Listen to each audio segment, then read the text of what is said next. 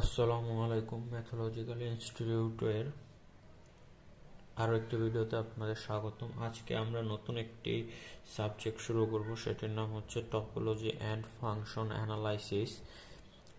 এখানে আসলে দুটো বই, একটা হলো টপোলজি এবং ফাংশন অ্যানালাইসিস। এই দুটো বই একসাথে করে তৈরি করা হয়েছে। তো আমরা তুহিন প্রকাশনীটা ফলো করব এবং আমাদের এখন এইটা শুরু করার আগে আমরা চ্যাপ্টার 1 করব, ম্যাট্রিক্স স্পেস। তো ম্যাথ শুরু করার আগে অবশ্যই আমাদের একটু হালকা পাতলা বেসিক দরকার হবে।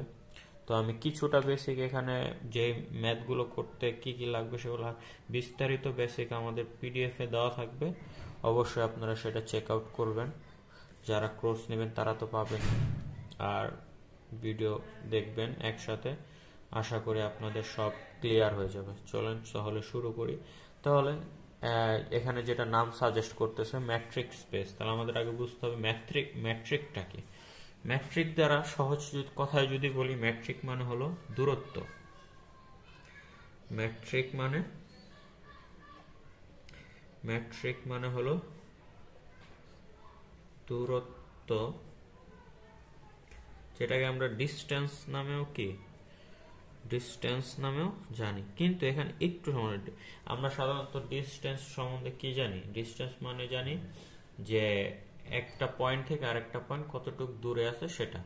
কিন্তু ম্যাট্রিক দ্বারা সাধারণত ওইটা বোঝায় না, ওইটাও বোঝায়, সাথে সাথে কি বিভিন্ন ধরনের দূরত্ব বোঝায়। যেমন 3 ডাইমেনশনাল স্পেস একটা কিছুর দূরত্ব কেমন হইতে পারে, তারপরে কোন একটা সমতলে কেমন হইতে পারে, টাইমের দূরত্ব কেমন, এই ধরনের কিছু আমরা বলতে পারি। তাহলে আমরা যদি দেখি 1 ডাইমেনশনাল জগতে যদি আমি দেখি, জগৎ মানে তো বুঝি কোন একটা স্পেসকে জগৎ বলে, এটা তো আমরা পড়ছি নাকি?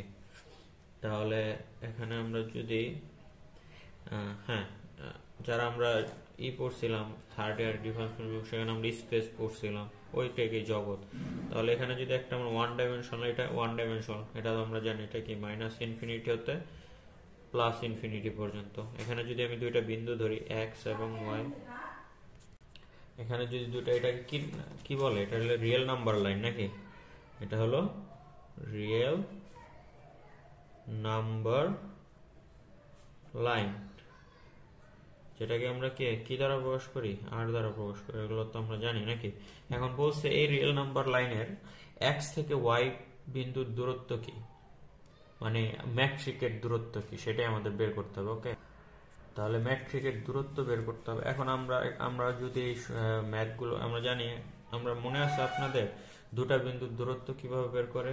দুটা বিন্দু modulus of X minus Y, মনে আছে? এবং এখানে ম্যাট্রিকের দূরত্ব বুঝাইতে হবে ডি অফ এক্স ওয়াই। এখানে ডিটা কি? এখানে ডিটা হলো ম্যাট্রিক ফাংশন। ডিটাকে কি বলা হয়? ম্যাট্রিক। এই জিনিসটা আমাদের অনেক ইউজ হবে, তো আপনারা একটু বুঝে নেন। দুটা বিন্দুর মধ্যকার ম্যাট্রিক দূরত্বকে ম্যাট্রিক ফাংশন যদি দ্বারা প্রকাশ করা হয়, তাহলে এটা হবে ম্যাট্রিক ফাংশন। ফাংশন অফ কি? Real number. এটা হলো matric function of real number. তাহলে এটা যদি আমি ক্যালকুলেশন করি, আমাদের সূত্র মনে আছে? এটাকে লেখা যায় কি? X minus Y. দূরত্ব কেন মডুলাস দিয়েছে? কারণ দূরত্ব কি হতে পারে না? নেগেটিভ হতে পারে না। যদি আমি এটা ক্যালকুলেশন করি তাহলে কি হবে? এক্স মাইনাস ওয়াই, রুটকে ভাঙাইলে হয়ে যাবে হাফ। তাহলে এটা হলো কি? দুটি হলো ম্যাট্রিক জগতে দুটি বস্তুর কি, দুটি বিন্দুর দূরত্ব। আশা করি বুঝতে পারছেন। তাহলে এর দ্বারা কি বুঝায়? ডি অফ এক্স ওয়াই হলো এক্স এবং ওয়াই এর মধ্যে কি মধ্যবর্তী দূরত্ব বুঝায়। ডি দ্বারা হলো ম্যাট্রিক ফাংশন। ওকে, আশা করি একটু ক্লিয়ার হয়েছে। এখন এটা হচ্ছিল কি 1 ডাইমেনশনাল। এখন যদি এটা 2 ডাইমেনশনালে হয়, 2 ডাইমেনশনাল স্পেসকে আমরা কি দ্বারা প্রকাশ করি? 2 ডাইমেনশনালকে আর স্কোয়ার দ্বারা প্রকাশ করা হয় না? ঠিক আছে, 2 ডাইমেনশনাল স্পেসকে এভাবে প্রকাশ করে। তাহলে এখানে যদি দুইটা বিন্দু থাকে এক্স এবং ওয়াই, এক্স হলো x1 x2, আর এটা কি y ইকুয়ালস টু হলো y1 y2 এমন যদি থাকে তাহলে ডিস্টেন্স কি হবে x এবং এই যে এই দুইটার ডিস্টেন্স কি হবে d অফ xy। এটা হলো ডিস্টেন্স ফাংশন বা ম্যাট্রিক ফাংশন যেটাই বলি। তাহলে ডিস্টেন্স ফাংশনটা কি হবে? আমাদের মনে আছে দুটা বিন্দুর মধ্যে দূরত্ব সূত্র কি মনে আছে না? x1 minus y1 square plus x2 minus y2 square. Okay, তাহলে এটা এভাবে লেখা যাবে x1 minus y1 square plus x2 minus y2 1/2। এখন এটা যদি আমরা গঠন প্রক্রিয়া লিখি d কয়টা এখানে 2 ডাইমেনশনাল মানে আর কয়টা আছে? দুইটা আছে। হলো গঠন প্রক্রিয়া লিখতেছি আমি। এটা কি হবে? এটা থেকে কি বের হবে? একটা দূরত্বটা বের হবে না, সেখানে কি d অফ x y হবে কি এটা x1 minus y1 square plus x2 minus, এখানে আমি অনেক কিছু যেগুলো মেইন দরকার সেগুলো লিখতেছি। আপনারা চাইলে আমাদের পিডিএফটা দেখবেন, সেখানে একদম আরো ভাঙা ভাঙা লেখা আছে। এখানে তো ভিডিওর মধ্যে অনেক বড় হয়ে যাবে ওগুলো করাইতে, এই জন্য আমি জাস্ট এখন আপনি দেখেন একটা প্যাটার্ন যদি লক্ষ্য করেন, n মাত্রার যদি থাকে 2 ডাইমেনশন n ডাইমেনশনাল যদি হয়, জগৎটা কি n ডাইমেনশনাল হয়, সেটাকে আমরা কি দ্বারা প্রকাশ করব? n ডাইমেনশনাল rn কি n dimensional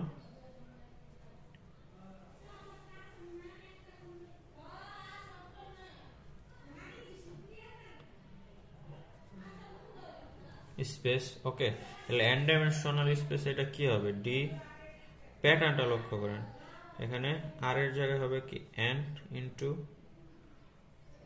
rn। Okay, d of xy কি হবে?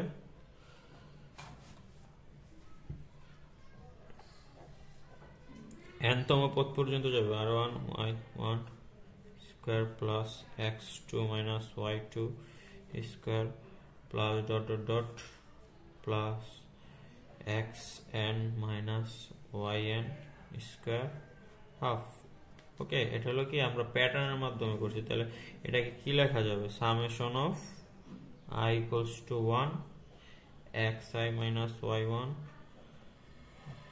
যা আপনারা যদি ম্যাট্রিক্স জগৎটা বুঝতে পারেন, এটা কিন্তু ম্যাট্রিক্স না, এটা হলো ম্যাট্রিক জগৎটা যদি বুঝতে পারেন তাহলে আপনাদের কাছে একদম সহজ হয়ে যাবে। আর একটা জগতে কি একাধিক ম্যাট্রিক ফাংশন থাকে, তাহলে ম্যাট্রিক ফাংশনের যদি আমি এখন সাধারণ আকারটা লিখতে যাই তাহলে এটা কিভাবে লিখবো? যদি মানে কোন ডাইমেনশন সেটা না বলে সাধারণ আকার, তাহলে ম্যাট্রিক ফাংশন এর সাধারণ আকার হবে কি d। দেখেন আমি যদি জগৎ তো আমি জানি না, আর যে জগৎ আমরা জানি না সেটাকে আমরা কি ধরবো? x into x.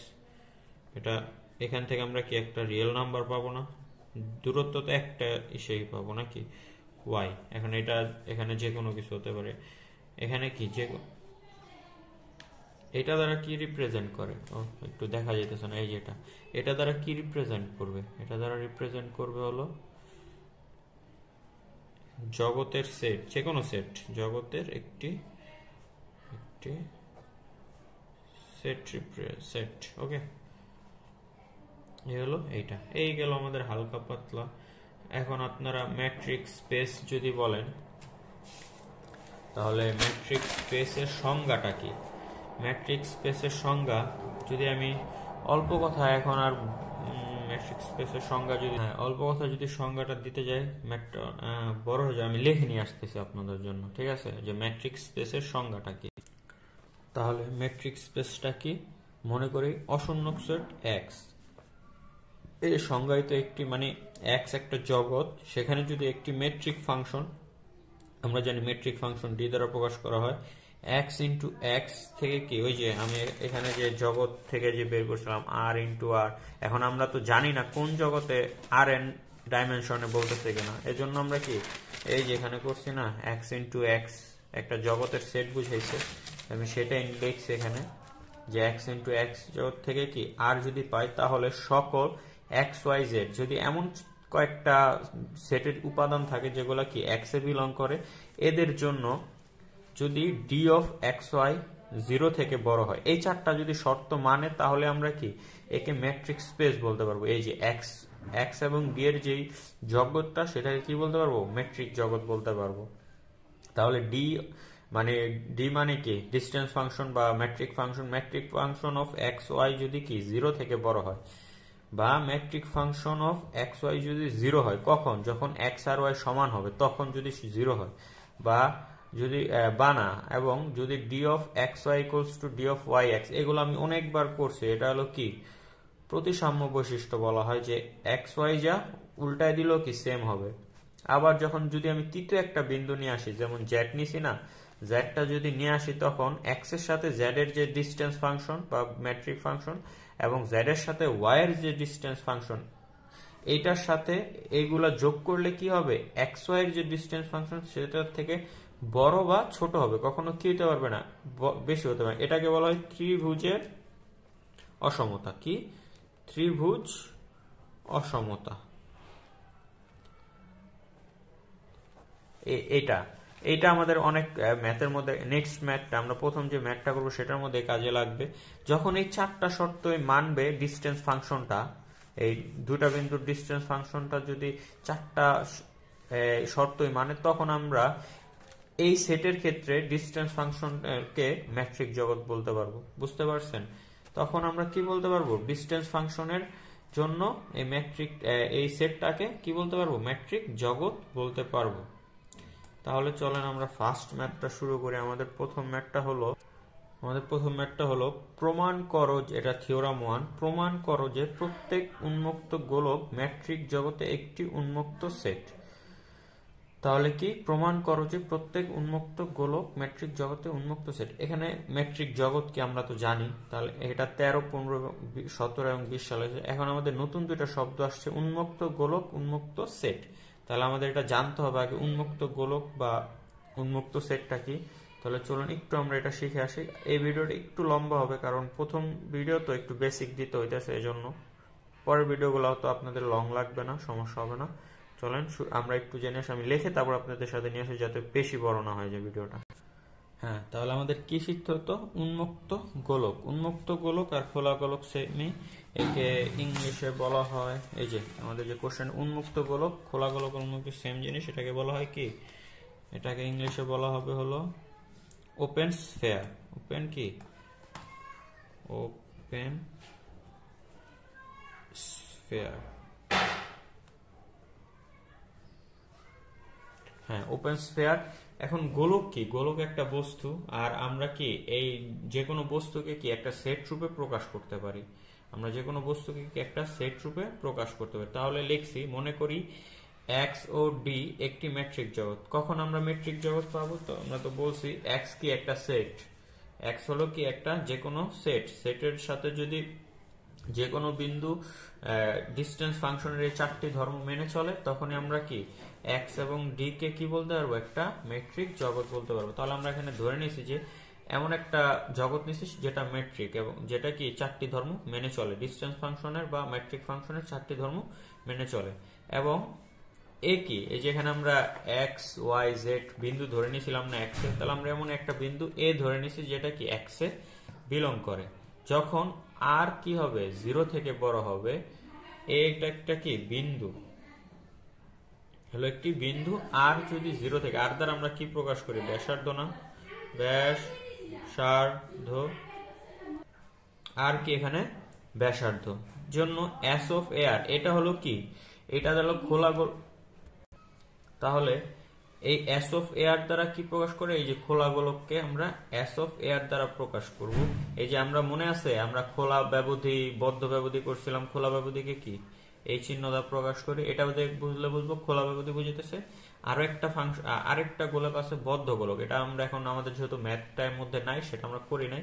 এটা কি খোলা গোলকের আপনার গঠন পদ্ধতি বলতে পারেন। গঠন পদ্ধতি খোলা ব্যবধি এভাবে লেখা যায়, যেখানে কি এক্স একটা বিন্দু, যেটা কিসে এক্স এ যদি বিলং করে, তাহলে এ বিন্দু এবং এক্স বিন্দুর এ এবং এক্স এর কি এ এবং এক্স এর যে ডিস্টেন্স ফাংশন আছে সেটা সবসময় আর থেকে ছোট হবে, এবং যদি হয় তখন সেই গোলককে খোলা গোলককে বলা হবে।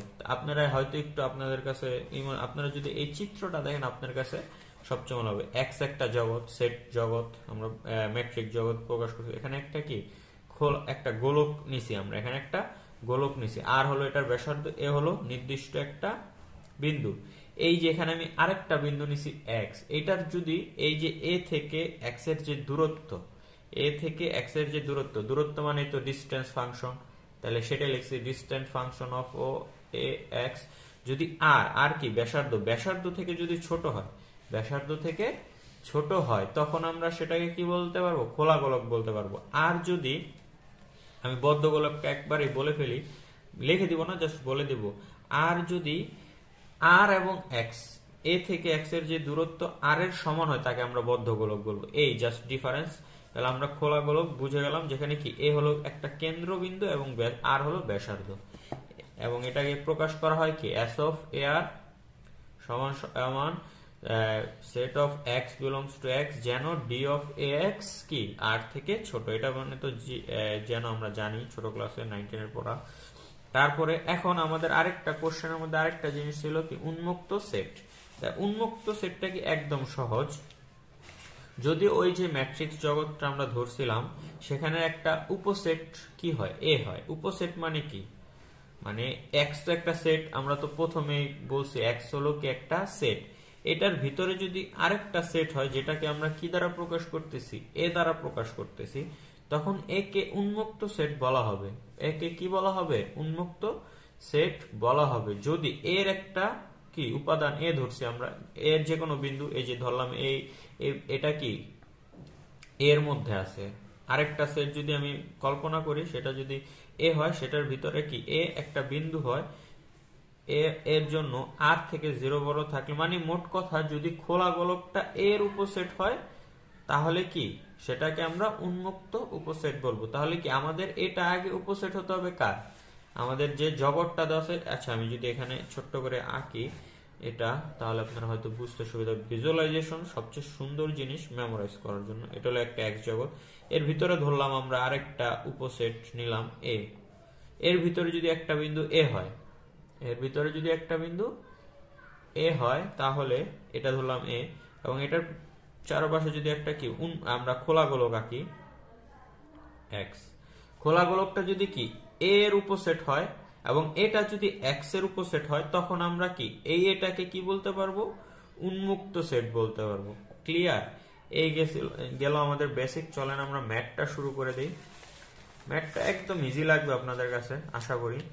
যে থিওরামটা কি প্রমাণ করে যে প্রত্যেক উন্মুক্ত গোলক ম্যাট্রিক জগতের একটি উন্মুক্ত সেট। তাহলে আমরা প্রমাণ করে চলুন। তাহলে আমরা আগে একটা সবসময় এটা তো আমাদের অনেকবার লাগবে চ্যাপ্টারের মধ্যে। এটা দ্বারা কি বোঝায়, ম্যাট্রিক জগৎ বোঝায়, মানে কি ডিস্টেন্স ফাংশন এবং যে সেটটা আছে সেটাকে একসাথে লিখলে এটা ম্যাট্রিক জগৎ হয়, এভাবে প্রকাশ করা হয়। মনে করি একটি ম্যাট্রিক জগৎ, ধরি এক্স এ, আমরা এটা ধরেই নিব যে উন্মুক্ত গোলক আছে এটার ভিতরে। তাহলে এক্স এ এস অফ এ আর একটি খোলা গোলক ধরলাম। আমরা তো এই মাত্রই শিখলাম যে যদি খোলা গোলককে কি দ্বারা প্রকাশ করা হয়, ব্যাসার্ধ এবং ওই বিন্দুতে কেন্দ্র নিয়ে কি খোলা গোলক প্রকাশ করা হয়, সেটাকে লেখা যায়। এস আর একটি খোলা গোলক। তাহলে আমরা কি এস আর এর আমরা কি সূত্র কি জানি, x belongs to x, x belongs to বড় হাতের এক্স, যেন ডি অফ এ এক্স। এখানে কি এক্স হলো কি যে কোনো বিন্দু, এক্স হলো যে কোনো বিন্দু, এটা এখানে আমি এক্স নিছি। এখন আমি এই এক্সটা কি ওয়াই ধরতে পারতাম, জেড ধরতে পারতাম, যে কোনো বিন্দু, যে কোনো বিন্দু, এগুলা কি যে কোনো বিন্দু। তাহলে এখানে ওরা বইয়ের মতোই করছি, আমি বইয়ের মতো করার ট্রাই করছি। আমার নোট খাতায় এই যে আমি অন্যভাবে করছি, এক্স ধরেই করছি, কিন্তু আমি যাতে সবাই বুঝতে পারে, কারণ অনেকে হয়তো নোট নিতে পারবে না, এই ভিডিওটা দেখবে, কারণ আমি এটা পাবলিক করে দেবো, এই জন্য আমি বইয়ের মতো রাখার ট্রাই করছি। কিন্তু যারা আমার নোটটা নেবে তারাও এটা বুঝতে পারবে, কারণ ম্যাথ সেম, ওটার মধ্যে আরো আমি খোলাভাবে করছি, অন্য মানে নিজের মতো করে, যাতে আপনাদের বুঝতে সুবিধা হয়। আমি এই যে ডেফিনেশন এক্স এর মধ্যেই রেখে করছি, তাহলে এটা পাবলিক হবে, এই জন্য আমি একটু বিস্তার বইয়ের মতো ট্রাই করতেছি। তাহলে S of A R equals to Y belongs to X, এই যে এটার মতো এক্স একটা বিন্দু নিছি, এখানে যে কোনো বিন্দু ওয়াই ধরে নিছি, বিলংস টু এক্স। তাহলে আমার কি এই বিন্দুর সাথে কি ডি অফ এ এক্স, মানে এক্স এখানে নিতাম কি, যে বিন্দুটা আমরা এখানে নিয়েছিলাম, এখানে বিন্দু নিছি কি ওয়াই এবং কেন্দ্র এ, তাহলে ডি অফ এ ওয়াই কার থেকে ছোট হবে, ব্যাসার্ধ ছোট হবে, এবং ব্যাসার্ধ 0 থেকে অবশ্যই হতে পারবে না বড়। এখন যে কোনো বিন্দু এক্স যদি এস এ বিলং, এখানে এ এক্স হবে, এই যে হ্যাঁ এটা দিলে ভালো হবে, এক্স যদি কি হয় S of A R A belong করে, এখানে তো আমি বলেছি যদি নতুন আরেকটা বিন্দু নিয়ে নিলাম, এই যে এখানে এই বিন্দুটা, আচ্ছা এখানে একটা চিত্র আছে, চিত্রটা আমি এখানে আঁকি নাই, আচ্ছা আমি চিত্রটা, আমাদের আসলে প্রমাণ করতে হবে কি, আপনারা যদি একটু ভিজুয়ালাইজেশন করেন তাহলে, আমি চিত্রটা ওই খাতায় আঁকতে মনে ছিল না, আমি এঁকে দিচ্ছি, দাঁড়ান একটু ওয়েট করেন, আমি এটা এঁকে দিই যাতে আপনাদের, আমার হাতের লেখা একটু খারাপ হবে কিন্তু আশা করি আপনারা বুঝতে পারবেন। আমাদের আসলে প্রমাণ করতে কি হবে, আমাদের প্রমাণ করতে হবে হলো, আমাদের কি প্রমাণ, উন্মুক্ত সেট হলে কি হতে হবে, ওই সেটের ভিতরে আরেকটা সেট থাকতে হবে, যাতে ওই সেটটা কি হয়, এবং গোলক হইতে হবে, খোলা গোলকের ভিতরে আরেকটা খোলা গোলক থাকলে আমি ওই খোলা গোলকটাকে কি বলতে পারবো, উন্মুক্ত সেট বলতে পারবো। তাহলে চিত্রটা হবে এমন, একটা খোলা গোলক যেটার কেন্দ্র কি আমি এ ধরতে পারি, এবং যেটা কি হবে আর হতে পারে, ওকে। তাহলে আমি যদি আরেকটা, এবং এটা কি নির্দিষ্ট একটা বিন্দু ওয়াই, এরকমই তো, আর থেকে যদি ছোট হয় তাহলে এটা কি হবে, এখানে আমি আরেকটা যদি গোলক নেই, আরেকটা যদি গোলক নেই এখানে, সেটা কি এক্স, এবং এখান থেকে এর দূরত্ব কি দিলাম, এপসাইলন দিলাম, এটা হলো কি এর ব্যাসার্ধ, তাহলে এটা কি হবে, এই যেভাবে হবে, সরি এভাবে না, এইভাবে হবে, হ্যাঁ। তাহলে কি এই ওয়াই বিন্দুটাও কি হবে, এই ওয়াই বিন্দুটা যদি আরেকটা ছোট গোলকের মধ্যে থাকে যেটা এটার ভিতরে আছে, তাহলে কি এটাও একটা খোলা গোলক, তাহলে এটাকে আমি যদি একটা সেট ধরি, সেটটার ভিতরে আরেকটা খোলা গোলক আছে, তাহলে এটা কি হয়ে যাবে, উপসেট হয়ে যাবে।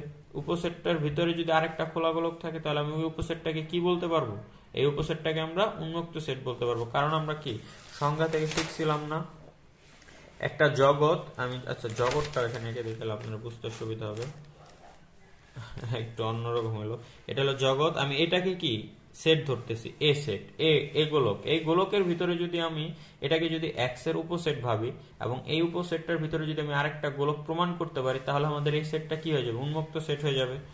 এবার একটু আশা করি বুঝতে পারছেন, তাহলে সেটাই আমরা করছি। তাহলে আরেকটা বিন্দু নিছি এক্স, ওই যে চিত্র মতো, এই যে এখানে আরেকটা বিন্দু এক্স নিছি, সেটা কি এই গোলকের, এই যে এই গোলকের ভিতরে আছে, আরেকটা বিন্দু এক্স নিছি যেটা কি এই গোলকের ভিতরে আছে, তাহলে আমি সেটা লিখছি x belong to S of A r এর জন্য পাই। তাহলে এটাও কি সেম এটার মতো হবে, যখন এই এক্স বিন্দু যেহেতু এটার ভিতরে আছে, ওয়াই যেমন এই গোলকটার ভিতরে আছে, এক্সটাও কি এই গোলকটার ভিতরে আছে, তাহলে এটাকে ওইভাবে লিখতে পারি ডি অফ কেন্দ্র এবং ওই বিন্দু আর থেকে অবশ্যই ছোট হবে, এই যে আমরা ভিজুয়ালাইজেশনই করতে পারি, আর থেকে এক্স বিন্দু, আমি এই যে এখানে একটা দাগ দিয়ে দিই, তাহলে আপনার, তাহলে এই এ এক্স কি আর থেকে ছোট না, ছোট, এবং আর তে 0।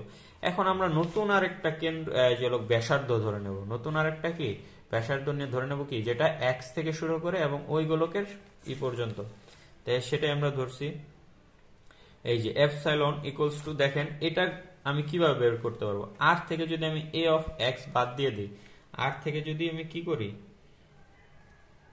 ডিস্টেন্স অফ এ এক্স বাদ দিয়ে দিই, তাহলে আমরা এপসাইলনটা পাবো না, কারণ এখান থেকে এই পর্যন্ত কি, এই যে এখান থেকে এই পর্যন্ত হলো আর, এখান থেকে যদি আমি এ এক্স বাদ দিয়ে দিই তাহলে আমি কি পাবো, এপসাইলন পাবো, সেটাই লিখছি।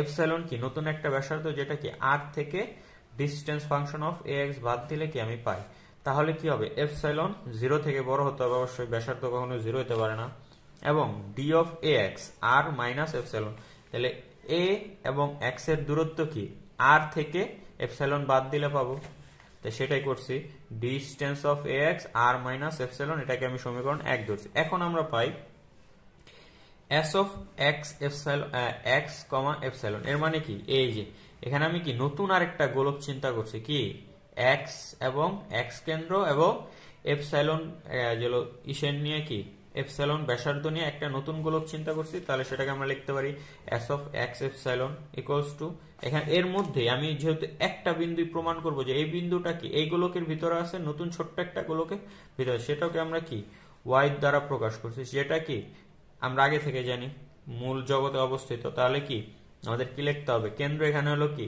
কেন্দ্র হলো এক্স, এবং সেটা কি ওয়াই বিন্দুর সাথে দূরত্ব, সেটা কি ব্যাসার্ধ, এখানে এপসাইলন, এপসাইলন থেকে ছোট এবং এপসাইলন অবশ্যই কি 0 থেকে বড়। সেখান থেকে আমি লিখতে পারি কি ওয়াইটা, এই ওয়াই বিন্দুটা কোথায় বিলং করে, এক্স এবং এপসাইলন, এই যে ওয়াই বিন্দুটা কি এই ছোট গোলকের ভিতরে অবস্থান করবে, সেটাই লিখছি। তাহলে Y belongs to S of X comma epsilon, যেটা কি তাহলে এর মানে কি এক্স এবং ওয়াই এর যে দূরত্বটা আমরা জানি কি ডিস্টেন্স অফ কেন্দ্র থেকে কোনো বিন্দু যদি কোনো একটা খোলা গোলকের মধ্যে, এই যে আমি এখানে লিখছি কোনো একটা বিন্দু এবং কেন্দ্র থেকে এর দূরত্ব সবসময় কি আর থেকে মানে ব্যাসার্ধ থেকে ছোট হয়, তাই না? তাহলে এখানে আমি সেটাই লিখছি যে ডি অফ এক্স ওয়াই অবশ্যই কি এপসাইলন থেকে ছোট হবে, এটাকে দিলাম আমরা 2 নং। এখন ত্রিভুজের অসমতা হতে পাই, এখন ত্রিভুজের অসমতাটা কি, ত্রিভুজের এই যে অসমতাটা ছিল কি ডি অফ এক্স ওয়াই, মানে দুইটা বিন্দুর দূরত্ব সব সময় ওই বিন্দু অন্য একটা বিন্দুর সাথে যে দ্বিতীয় বিন্দুর সাথে অন্য একটা বিন্দুর দূরত্ব যোগ করলে কি ছোট বা সমান পাবো। তাহলে এখানে আমরা কি করছি দেখেন, তাহলে এ এবং ওয়াই এর যে দূরত্ব কই গেল, চিত্রটা না দেখলে আপনারা কনফিউশন হয়ে যাবে। হ্যাঁ, এ এবং ওয়াই এর যে দূরত্ব, এ এবং ওয়াই এর যে দূরত্ব সেটা কি এ এবং এক্স, এ এবং এক্স এবং এক্স এবং ওয়াই, এই দুইটা দূরত্বর যোগফল। দেখেন এ কে একই সেম বিন্দু থেকে এই যে এ থেকে এক্স এবং এক্স এর সাথে ওয়াই, ওই সূত্রের সাথে মিলাইতে পারলে আপনারা সূত্রটা সাইডে লিখে নেবেন, তাহলে আপনাদের সুবিধা হবে। ত্রিভুজের অসমতা সূত্র, তাহলে এই দুইটার যোগফলকে অবশ্যই এই বিন্দু দুইটার কি যোগফল থেকে কি হবে সমান বা বড় হবে। তাহলে আমরা এখান থেকে কি 1 নাম্বার এবং 2 নাম্বার সমীকরণ থেকে কি পাইছিলাম, এইটা আবার কি, তাহলে আমি এই দুইটা কি লিখছি যোগ করে দিছি, এই দুইটা কি আবার এটার থেকে কি বড় না, এই যে এটা থেকে এটা বড় এবং কোথায় গেল, হ্যাঁ এটা থেকে এটা সমান, তাহলে সেখান থেকে আমরা লিখছি আর মাইনাস এপসাইলন প্লাস এপসাইলন 1 ও 2 হতে। ওকে, বুঝতে পারছেন? আপনারা একটু লিখে নেন, আমি একটু ধরি, এতক্ষণ তো নাড়াছাড়া করছি আপনাদের বোঝানোর জন্য। আশা করি বুঝতে, একদম সহজ কনসেপ্ট, যদি সংজ্ঞাগুলো আপনারা বুঝতে পারেন একদম সহজ কনসেপ্ট। তাহলে এই গেল, তাহলে আমরা কি ওই মাঝখানের থেকে ওই যোগের গুলো বাদ দিয়ে দিছি, এই যে যোগের গুলো বাদ দিয়ে দিছি, তাহলে আমাদের হলো কি,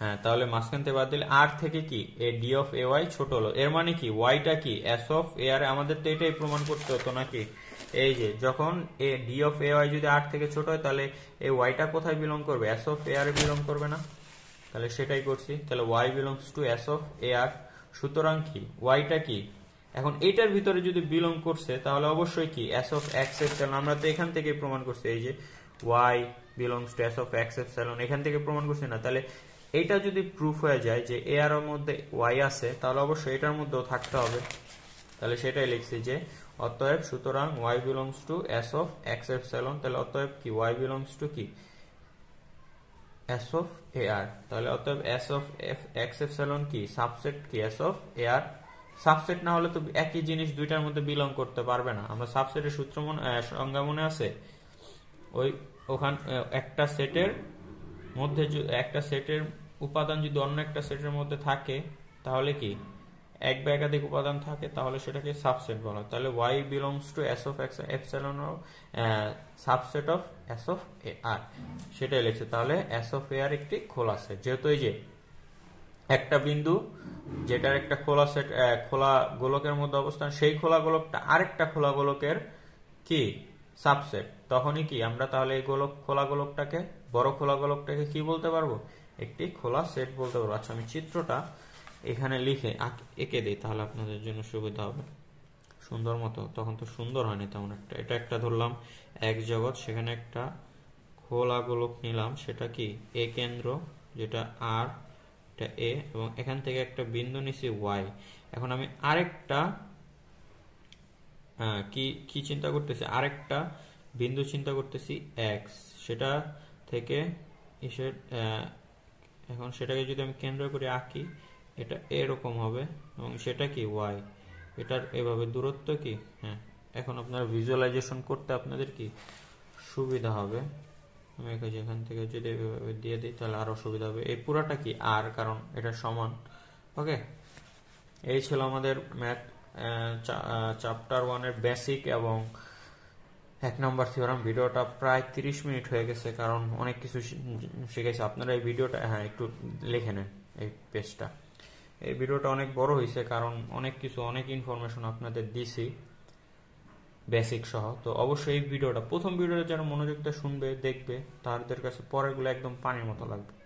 ওকে, আজকে এই পর্যন্তই, দেখা হবে পার্ট 2-তে। এটা ছিল আমাদের পার্ট 1। আসসালামু আলাইকুম।